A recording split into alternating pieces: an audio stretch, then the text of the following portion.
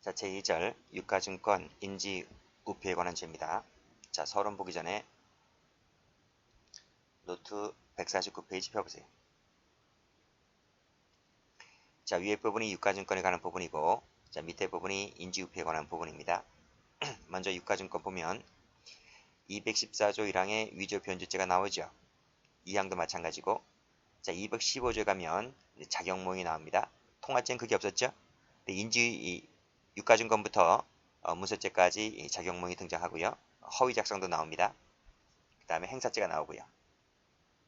자, 통화죄와 똑같이 유가증권에 관한 모든 죄는 미수가 있고 목적범이다. 이렇게 일단 정리를 해 두시고요. 여기서 예외가 나온다 그랬죠. 끝에 무슨 행사죄로 끝나는 부분, 인지우표도 행사죄로 끝나는 부분은 목적범이 아니다.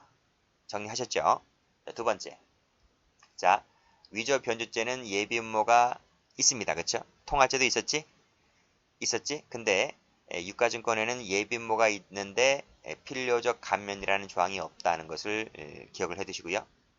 자, 그리고 여기서는 위조 변조죄만 예비 음모가 있는 것이 아니라 이 작용모형까지 예비 음모가 있어요. 그러니까 위조 변조 작용모형은 예비 음모가 있다. 왜 작용모형까지 있는가 하면, 자, 그 밑에 개념이 나와 있죠. 이 세 가지는 권한이 없는 자가 하는 거예요. 권한이 없는 자가 하는 것이 위조 변조 작용모형이고, 권한이 있는 자가 하는 것이 허위 작성인 거예요. 허위 작성.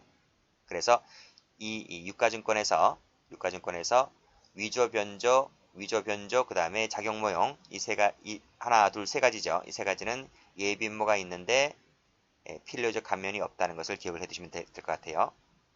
자, 그럼 다시 교재를 와서 보시면, 자, 구성요건의 책에 나와 있죠. 방금 보았듯이 위조 변조죄하고 작용모형은 미수가 있고 예비 음모가 있고 목적범이다 하는 거예요. 됐죠? 그 다음에 행사죄는 목적범이 아니다. 그치? 행사죄는 예비 음모도 없죠. 예비 음모도 없어요. 대신 미수는 있어요. 미수는 있다. 판매점 중요하지 않습니다. 그 다음 시험에 나온 것이 하나 있는데 다 미수가 있어요. 유가증권에는 모든 죄가 다 미수가 있어요. 다 미수가 있는데 이 소인 말소죄라는 것이 뒤에 나옵니다. 소인 말소죄는 미수가 없다는 것이 출제된 적이 한 번 있습니다. 됐죠? 됐습니다. 자, 일단 위조 변조와 작용모형은 미수 예비 음모 목적범이다. 일단 이거는 알아두시기 바랍니다. 자, 됐고. 자, 유가증권을 갑니다. 유가증권이 뭔가요? 유가증권이 어음수표가 유가증권이냐? 어음수표가 종이 쪼가리에 재산권이 화체되어 있죠. 5천원, 만원 글씨가 새겨져 있잖아요. 재산권이 화체된 증권으로서 그 증권상에 표시된 재산상의 권리의 행사와 처분에 그 증권 점유를 필요로 한다. 그랬습니다. 그래서 유가증권이 되려면 일단 재산권이 화체가 되어 있을 것, 두 번째는 그 증권을 내가 점유하고 있을 것, 이 두 가지가 반드시 필요한 겁니다. 그래서 요건을 보시게 되면 1번, 2번을 묶으시면 됩니다. 그 다음에 3, 4번을 묶으시고요. 1번, 2번만 갖추면 유가증권이 되는 거예요. 유통성 여부 필요 없어요. 유효성 여부 그딴 거 필요 없어요. 됐어요? 됐고. 자, 그러면 올라가 보시면 재산권이 화체가 되어 있을 것 그랬습니다. 재산권은 물권, 채권, 사원권을 불문한다. 이렇게 시험 안 나와요. 일단 끊고. 공법상의 지위나 권한을 표창하는 자격증권 밑줄 그시고 X. 자, 법률관계의 전부 내용을 증명하는 데 불과한 이 증거증권 밑줄 그시고 X. 이딴 것은 그래서 유가증권이 아닌 것이다. 이런 말이에요. 근데 자격증권, 증거증권 시험에 나오는 것이 아니라 그 예 중에서 판례가 있는 것이 시험에 나오는데 그 판례가 뒤에 나오기 때문에 그 뒤 판례에서 정리하시면 돼요. 이런 거 일부러 외우지 마세요. 판례만 중심으로 공부하시면 됩니다. 자, 증권의 점유가 있어야 한다. 따라서 점유가 요건이 되지 아니한 이 면책증권은 밑줄 그시고 X. 이런 것은 유가증권이 아니다. 라고 되어 있습니다. 그 대표적인 것이 정기예탁금 증서인데 뒤에 판례 나올 겁니다. 일단은 이렇게만 체크만 해두시면 될 것 같아요. 자, 유가증권은 재산권 화체에 더 중점이 있는 것이기 때문에 유통성은 요건이 아니다. 그랬습니다. 그래서 복권, 승차권, 경마투표권 이런 것들도 유가증권이 되는 거예요. 자, 유효성 여부 요하지 않습니다. 그래서 발행일자의 기재가 없는 것, 기재가 없는 거, 그 다음에 수표 요건을 결여하여 실제법상 무효인 거, 자, 위조된 유가증권 이런 것들도 유가증권이다 라고 하는 거 이거 체크 한번 해보세요. 뒤에 팔가 나올 겁니다. 그 다음 종류는 법률상 사실상 불문한다 됐고, 여러분 극장 많이 가잖아요. 극장, 영화 관람권, 뭐 야구장, 축구장 가잖아요. 그치? 입장권 이런 것들 전부 다 유가증권입니다. 대표적인 것이 바로 엄수표죠. 자, 발행자는 사인, 국가, 공공단체 등을 불문하는데 명의인이 실제함을 요하지 않아요. 이것도 판례입니다. 뒤에 판례 나올 겁니다. 실제하지 않는다. 세무 쳐볼게요. 실제한다 하면 틀려요. 되지 않는 것들은 전부 다 세무 친 겁니다. 다음 페이지. 자, 이 페이지 전체에 나와 있는 판례들 있지 않아요. 그렇죠? 박스에 있는 판례부터 해서 밑에 8번 그 다음 페이지까지 이 판례들이 시험에 무지 잘 나오기 때문에 전부 다 암기를 해두세요.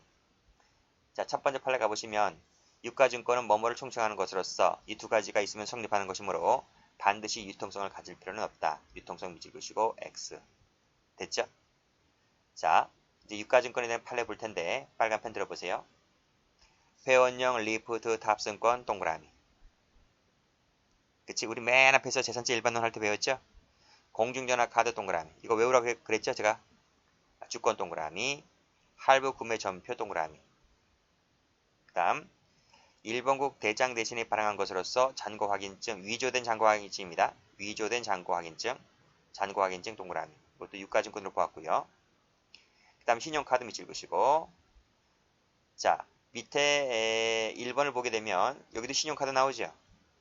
신용카드 두 가지 나옵니다. 그래서 이 두 가지는 체크할게요. 1번 체크하시고 그 위에 나와 있는 6번 체크하시고 두 가지 비교하시라고 말씀드립니다. 자, 신용카드인데 한국은행 소비조합이 발행한 그 소속조합원에게, 제3자가 아니라 그 조합원에게 발행한 신용카드, 소비조합 동그라미 치시고 발행한 신용카드는 유가증권이다. 이렇게 정리하시고요.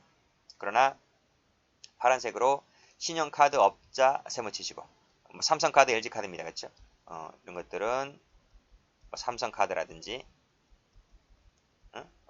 현대카드라든지 이런 카드들 있지? 이런 카드는 유가증권이라고 볼 수 없어요. 자, 그 다음 빨간색으로 문방구 약속어음 용지 동그라미. 이 문방구 약속어음 용지도 일반인이 오신케 할 정도가 되었다면, 이런 요건을 갖추었다면 유가증권이 된다는 판례이고요. 그 다음 8번 판례 가보시면 대표이사의 날인이 없다 동그라미. 그래서 상법상 이 무효인 주권도 뭐다? 주권의 다른 기재사항을 모두 구비하고 있다면 일반인이 보았을 때 진정한 것으로 오신케 할 정도가 되었기 때문에 유가증권으로 본다는 거예요. 자, 올라가 보시면 앞 페이지 한번 가보세요. 앞 페이지 가보시면 요 4번이잖아요. 그쵸? 지금 유가증권이 형식이 사법상 유효함을 요하지 않는다. 그래서 발행일자 기재가 없는 수표도 유가증권을 볼 수가 있다는 것. 그치? 그 판례가 바로 여기 8번 판례입니다. 8번 정리해 두시고요. 그 다음 파란색으로 정기예탁금 증서 세무 치시고, 이건 면책증권입니다. 파란색입니다. 면책증권이기 때문에 이것도 앞 페이지에서 나와 있어요. 유가증권이 아니고요. 카드 1년 번호로 되어 있는 국제전화 카드, 자, 국제전화 카드 세무 치시고 유가증권이 아니다. 신용카드 범죄할 때 배웠어요. 그쵸? 자, 그 다음 4번 판례. 후불식 공중전화 카드. 그냥 공중전화 카드는 유가증권입니다. 근데 후불식 세무 치시고 이 카드는 마지막에 사문서다 밑줄 그시고 사문서. 됐어요? 됐고, 그 다음 다시 쭉 올라가 보시면 앞 페이지 한번 가보세요. 2번 판례. 자, 폐 밑줄 그시고 사용 가능 밑줄 그시고. 폐라고 하는 것은 쓸모없는 거잖아요. 근데 쓸모있게 만들었기 때문에 위조죄가 됩니다. 그래서 무에서 유를 만들었지 동일성을 상실시키게 되면 변조가 아닌 위조죄가 돼요. 다음. 됐죠? 자, 이제 2번을 볼 텐데, 이제 본격적으로 위조 변조죄를 볼 텐데, 자, 지금부터는 노트를 펴볼게요. 노트를 펴보시면, 자, 중간 밑에 개념이 나와 있지 않습니까? 그 개념을 볼게요. 지금부터 잘 들으셔야 돼요. 자, 이 부분은 문서자가 똑같기 때문에 꼭 기억하고 있으셔야 돼요. 이거를 알아야지만 판례를 풀 수 있어요. 이 공식을 모르면 판례를 못 풉니다. 자, 첫 번째, 권한이 없는 자가 하는 것이 있고요. 권한이 있는 자가 하는 것이 있어요. 권한이 없는 자가 하는 것이 위조, 그 다음에 변조, 작용모용 이 세 가지는 권한이 없는 자가 하는 거예요. 두 번째, 권한이 있는 자가 하는 것은 허위작성, 그 다음에 문서죄에서 나와요. 부실기재와 변계는 문서죄 할 때 나와요. 허위작성, 부실기재, 변계는 권한 있는 자가 하는 거예요. 일단 됐나요? 자, 됐죠? 그럼 다시 올라갑니다. 자, 위조라고 하는 것은 권한이 없는 자가, 그치? 권한 없는 자가 타인 명의를 모용하여 문서나 유가증권을 작성하는 것을 위조죄다. 이렇게 말해요. 변조는요. 똑같아요. 여기까지는 똑같아요. 똑같은데 더 추가되는 것이 있어요. 그것이 무엇인가 하면 진정문서가 또는 진정유가증권이 반드시 전제가 되어야 한다. 위조는 그런 것이 전제가 되어 있지 않습니다. 그러나 변조는 반드시 진정문서나 진정유가증권이 전제가 되어야 하고 두 번째는 동일성이 유지가 되어야만 한다. 만약에 동일성이 깨지잖아요. 그러면 위조로 가요. 그치? 그러니까 위조가 쉬워요? 변조가 쉬워요? 위조가 쉽죠? 변조는 이 두 가지를 더 추가 요건하기 때문에 변조가 좀 까다로워요. 그 다음 작용모형이라고 하는 것은 자기 명의를 사용을 해야 돼요. 위조나 변조는 타인 명의였잖아요. 타인 명의였잖아요. 그런데 작용모형은 자기 명의를 써야 돼요. 만약에 이 작용모형에서도 타인 명의를 쓰게 되면 그때는 위조로 올라가요. 그 다음 작용모형은 자격만 사칭하는 거예요. 대신 이름은 내 이름을 쓰는 거지. 이해되시나요? 됐지? 자, 그 다음에 허위작성 부실기는 쉬워요. 허위작성 부실기재는 전부 다 권한이 있는 자가 하는 거예요. 차이가 있다면 허위작성은 말 그대로 허위작성 하는 것이고요. 부실기재는 부실기재를 하는 것인데 부실기재가 뭐냐? 적어보세요. 가로 열고 이퀄. 부실기재라고 하는 것은 중요 부분 플러스에다 허위기재를 하는 거예요. 반드시 중요 부분에다가 기재를 하는 거예요. 허위기재를. 그것이 부실기재예요. 중요 부분이 아닌 것은 부실기재가 아닌 거예요. 됐지? 됐지? 자, 그리고 아직 안 끝났습니다. 자, 권한이 없는 자라는 의미를 잘 받으세요. 자, 권한이 없다는 말은 애당초 처음부터 권한이 없는 경우이고요. 두 번째는 권한이 있었다가 없어진 경우도 권한이 없는 자가 되는 거예요. 세 번째는 권한이 있는데 그 권한을 초월했거나 다른 말로 월권이라고 해요. 월권. 그 다음 위임을 했는데 그 위임 취지에 반해서 해요. 이것도 권한 없는 자가 하는 것에 해당돼요. 그래서 권한이 없는 자가 하는 것은 총 4가지예요. 처음부터 권한이 없거나 권한이 있었다가 없어졌거나 또는 권한을 초월했거나 그 다음 네 번째 위임 취지에 반해서 했거나 이 전부 다 이것이 권한 없는 것으로 속한다. 됐습니까? 외우셔야 됩니다. 두 번째 권한이 있다. 권한이 있는 자가 하는 것이 허위작성 부실기재를 했잖아요. 근데 권한을 남용했다는 것은 권한 있는 자가 하는 거예요. 권한 있는 자가 하는 것. 권한이 있는데 권한을 막 쓰는 거예요. 그걸 권한을 남용했다라고 하는 거예요. 됐습니까? 됐죠? 여기서 뭐 무형위조, 유형위조 나오는데 그런 것은 문서체 할 때 말씀드리는 것이고 일단 유가증권 같은 경우에는 이 정도만 해도 충분합니다. 자, 됐어요? 그럼 다시 교재를 와서 보세요. 자, 유가증권 위조 변조죄가 되죠? 쭉 내려와서 행위 위조를 볼게요. 위조라고 하는 것은 밑에 내용을 볼게요. 내용, 작성 권한이 일단 없어야 돼요. 그치? 그리고 명의를 사칭을 해야 돼요. 즉 타인 명의를 명의사칭이라고 하는 것은 타인 명의를 모용해야 돼요. 타인 명의를 갖다 쓰는 거예요. 됐죠? 자, 1번 체크하시고 2번 체크하시고 자, 예를 볼게요. 포괄적 위임을 받은 자가 그랬어요. 포괄적 위임을 받았다는 것은 권한이 있는 자가 되는 것 아니겠습니까? 권한이 있는 자가 하는 것은 위조 변조가 돼요? 위조 변조가 되올 수가 없는 거예요. 그리고 직접 해도 되고 간접적으로 해도 되고 정도는 똑같지. 일반 사람이 봤을 때 진정케 작성한 것으로 오신케 할 정도가 된다면 그때는 위조가 되었다라고 봅니다. 그 대표적인 그 예를 체크해 두세요. 판례니까. 발행일자 기재가 없는 경우, 그 다음 대표이사의 날인이 없는 경우 이런 것들도 일반 사람이 보았을 때 진정한 것으로 오신케 할 정도가 되었다면 이것도 유가증권으로 본다는 게 판례입니다. 자, 넘깁니다. 자, OX 판례. 자, 합의가 있죠.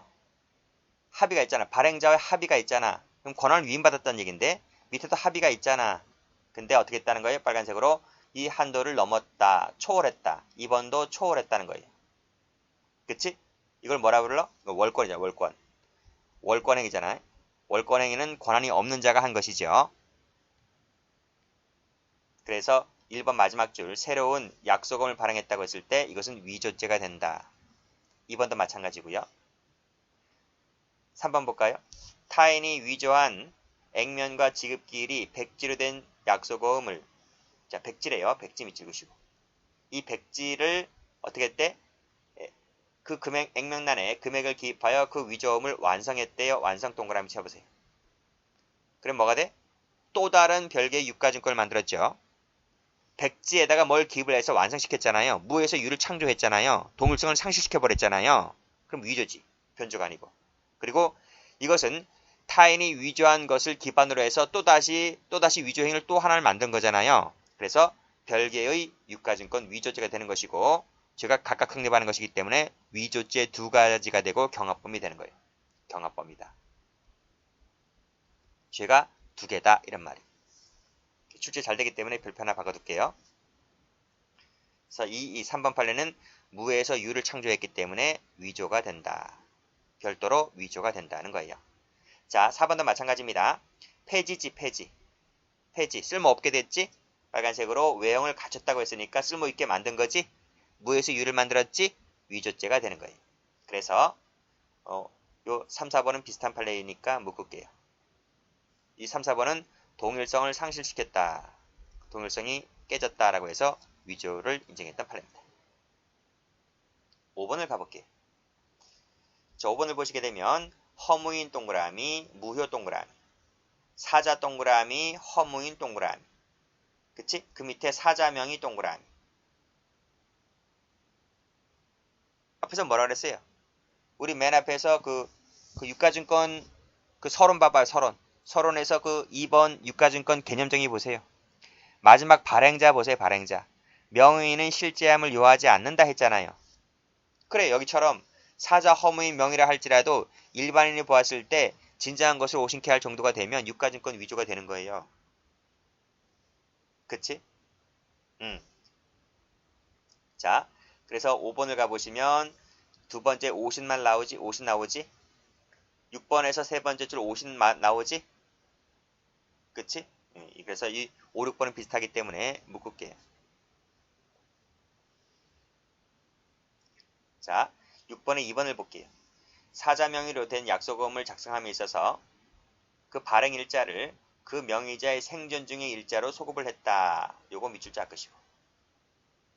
했다면 그 발행자의 승낙이 있었다고 볼 수가 없죠. 그래서 이것은 보통 사자 명의의 약속음을 작성함에 있어서 그 날짜를 과거로 소급해서 쓰게 되면 이것은 대부분 뭐로 봐요? 유가증권 위조죄로 봐요. 문서죄도 마찬가지예요. 그리고 7번 그 외관이 수표 외관이 일반 사람으로 하여금 진정한 수표라고 신용케 할 정도니까 믿게 할 정도였다는 거예요. 믿게 할 정도였다면 수표 요건을 결려하여 동그라미 치시고 빨간색으로 결려하여 실체법상 무효라 할지라도 일반 사람이 봤을 때 진정한 유가증권이라고 오신케 할 정도가 되었기 때문에 이것도 뭐가 된다? 위조죄가 된다는 판례입니다. 됐죠? 자, 그 다음 자, 위조가 될 수 없는 판례 볼게요. 권한이 있는 자가 하는 것은 위조가 안 된다 했어요. 자, 대표이사직에 있는 자 파란색으로 세모를 쳐요. 작성 권한이 있는 자잖아요. 작성 권한이 있는 자는 뭐를 못해요? 위조 못하고 변조를 못하고 작용 모용을 못해요. 못해요. 그러니까 대표 권한이 있는 자가 뭐뭐를 했대요. 읽어볼 필요도 없어요. 끝에 죄가 안 된다니까요. 무슨 말인지 알지? 그러니까 문제를 풀 때 빨리 키워드를 빨리 잡아요. 권한이 있는 자가 했는 것인지 없는 자가 했는 것인지를 빨리 잡으면 그냥 그리고 나서 꼬랑지를 읽어봐요. 죄가 된다 안 된다를 읽어보시면 답이 탁 나와버려요. 그 중간의 것을 가지고 장난치지는 않습니다. 아시겠죠? 어차피 이 판례를 너가 아느냐 모르냐를 물어보기 때문에 출제자들은 앞꼬랑지 뒷꼬랑지 갖고 장난치지 중간의 부분을 갖고 장난치질 않아요. 중간 부분을 장난치는 것은 따로 있어요. 자, 그 다음 판례 가보시면 마찬가지죠. 대표이사 세무 치시고 대표이사 세무 치시고 권한이 있는 자잖아요. 권한이 있는 자는 뭐를 못한다? 위조, 변조, 작용모형 세 가지를 못한다는 거예요. 3번 판례. 자, 어음에 기재돼야 할 어음행위자의 이 명칭은 본명뿐만 아니라 상호, 별명, 그 밖에 본인을 거래상 본인을 가리키는 것으로 인식되는 칭호라면 어느 것이나 다 가능하다 할 것이다. 당연하지. 그 시장, 가게 이름을 보게 되면 전부 다 그렇지 않나요? 비록 그 칭호가 타인의 명칭이라 할지라도 통상 그 명칭이 뭐래요? 자기를 표시하는 것으로 거래상 사용되어 왔다면, 설령 타인 명칭이라 할지라도 거래상 자기 것이라고 이렇게 지칭해 왔다면 그것을 어음상으로도 자기를 표시하는 것으로 사용할 수 있는 것이다. 따라서 피고인이 망부의 사망 후에 그 명의를 돌아가신 아버지 명의를 거래상 자신을 표시하는 것으로 그것을 사용해 왔다면 그건 위조가 된다 안 된다? 위조라고 아버지 명의를 모용하여 어음을 위조했다라고는 볼 수가 없는 것이다. 이런 말이에요. 그걸 한꺼번에 바꿀 수가 없죠. 아버지 엄마 이름으로 상호를 해왔는데 갑자기 돌아가셨다고 해서 이름을 바꿔버리면 거래처가 있을 텐데요. 수십 년간 거래해온 거래처가 있을 텐데 상호를 바꿔버리게 되면 가게 주인이 바꿨나? 이렇게 생각해서 거래를 안 끊어버릴 거 아니겠습니까? 그렇죠? 그래서 당분간이라도 얼마 동안 몇 달 동안이라도 아버지 이름으로 된 상호를 계속 쓰거나 할 수밖에 없는 실정이에요. 실무상, 그치? 이것은 뭐다? 어음으로 볼 수가 없다. 이런 말이죠. 그러니까 아버지 상호를 계속 쓰는데 그럼 어음도 마찬가지로 아버지 상호 이름으로 나가야 되겠지? 그래서 아버지 이름으로 된 명의로 어음을 끊어줬다 할지라도 위조죄가 되지는 않는다고 봤습니다. 자, 4번, 5번을 묶어볼게요. 자, 파란펜 들어보시면 위조된 가계수표가 발행인의 날인이 없는 것이다. 파란색으로 세무치시고 밑에도 발행인의 날인이 없대요. 그러면 일반 사람이 봤을 때 이건 진짜라고 오신케 할 정도가 아닌 거야. 발행인의 날인이 없는 것이라면. 아시겠죠? 밑에도 마찬가지로 오인할 수 없다 했지? 추가되지 않습니다. 자, 앞에 이제 나와 있는 오인케 하는 것과 약간 틀려요. 자, 그 다음 변조를 볼게요. 변조는 자, 진정 성립이 추가된다고 말씀드렸습니다. 그 다음에 동일성 유지가 추가된다고 말씀드렸습니다. 나머지는 똑같아요. 나머지는 위주랑 똑같은데 진정 성립과 동일성이 추가된다는 거예요. 자, 그 예를 한번 볼게요. 자, 일자를 바꾼다. 지급 기일을 바꾼다. 액면 금액을 바꾼다. 지금 밑줄 그어놨지? 주소를 바꾼다. 이 네 가지는요. 네 가지는 동일성이 유지가 된 것이기 때문에 이것은 위조로 가지 않고 변조로 가요. 그래서 이 네 가지를 꼭 좀 기억을 해 두시고요. 판례도 이 네 가지가 나올 겁니다. 자, 구별. 위조와의 구별. 자, 만약에 1번 체크하시고 새로운 유가증권을 작성해 버리잖아요.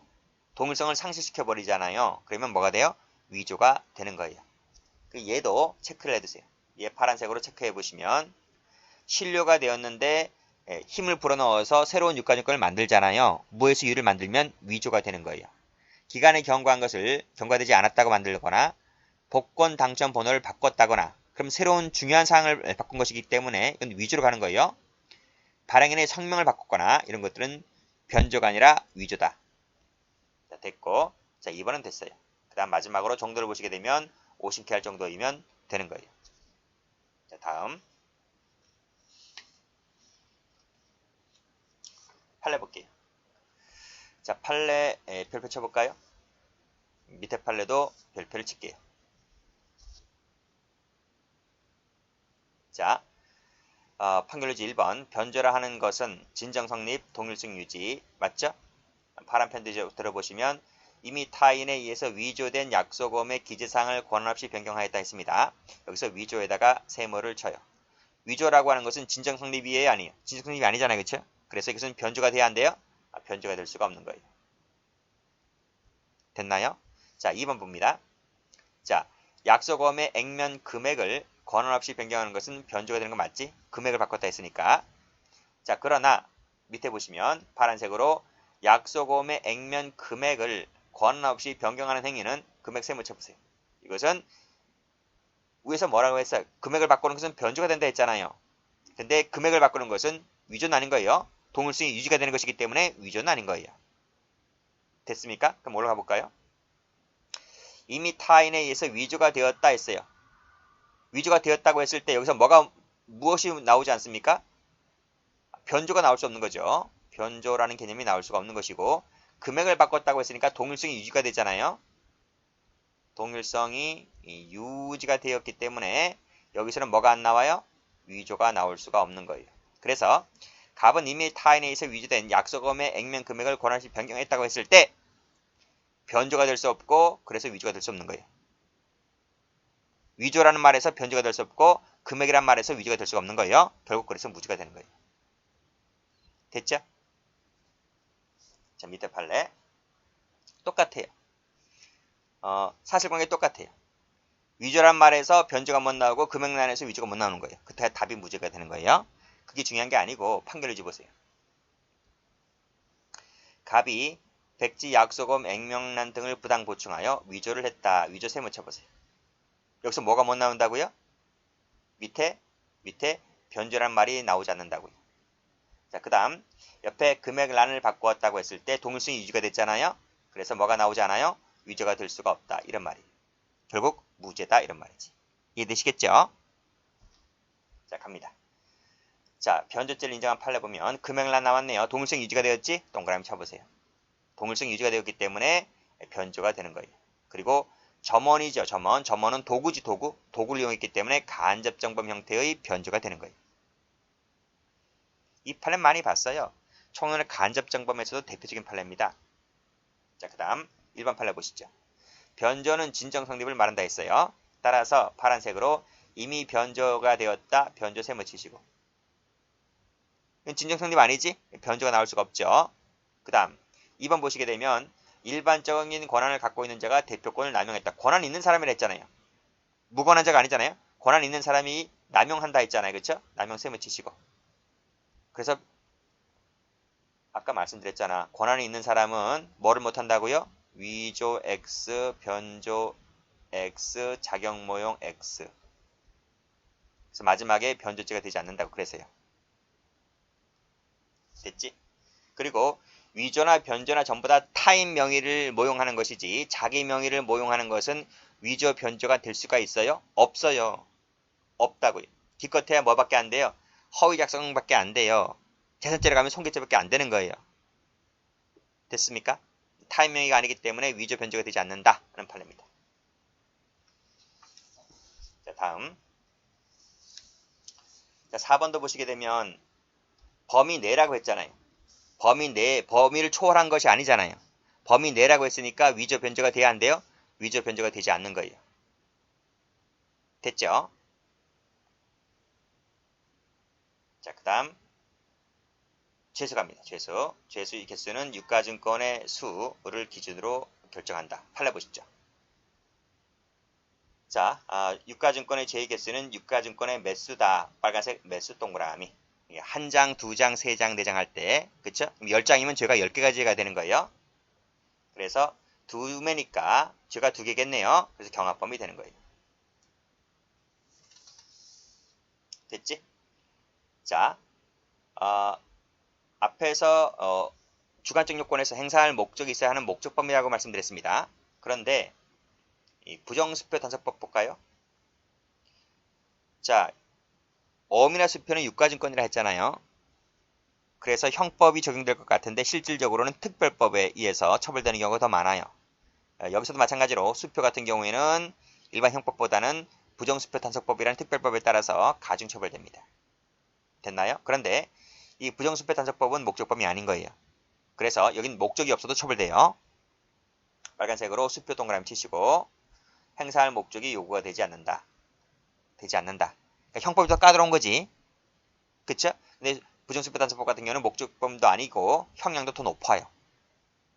됐나요? 이 판례도 2번 출제가 된 적이 있었고 봐두시기 바랍니다.